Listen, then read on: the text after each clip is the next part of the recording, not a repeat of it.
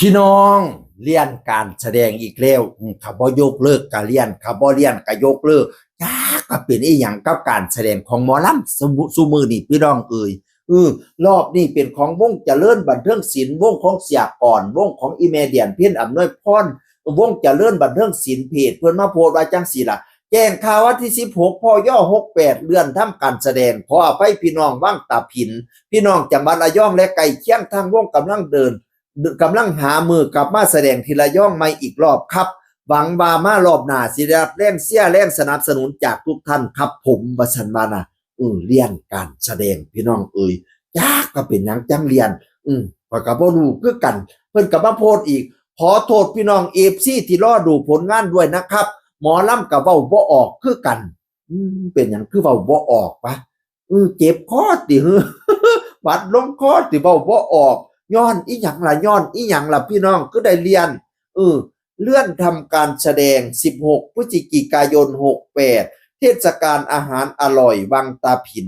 ล้านมั่นเก่าอำเภอปวกแดงจังหวัดระยองปวกแดงนี่หมอลำไปเล่นดี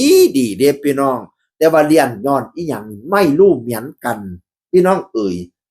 แต่ข่อยไปเห็นอีพ่อดาบสอวงปฐมบันเทิงศิลป์แล้วมาโพสต์ว่าจังซี่ล่ะเช็คให้ซัวๆก่อนสิลงมากทมมืออื่นปฐมก็ได้หยุดเจ้าภาพเจ้านายเพิ่นบ่อนุญาตว่าซั่นว่านะเช็คก่อนก่อนสิลงไปนะปฐมก็ได้หยุดย้อนว่าเจ้านายเพิ่นบ่อนุญาตยังมีหมอลำเดินทางมาก็ต้องได้กลับเช็คทุกสนามบ่ได้เสียเวลาครับสิบ่ได้เสียเวลาเช็คทุกสนามสิบ่ได้เสียเวลา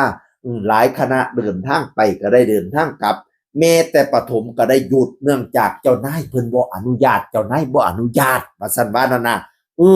เช็คให้ดีๆน้ำมันแพงคือสิตายนี่เด้แฮงมาแต่หม่องไกลๆลงไปลังเที่ยเบิด 40,000 50,000คันไกลอีหลีหลายคันแฮงสิเบิดเป็นแสนพี่น้องเอ๋ย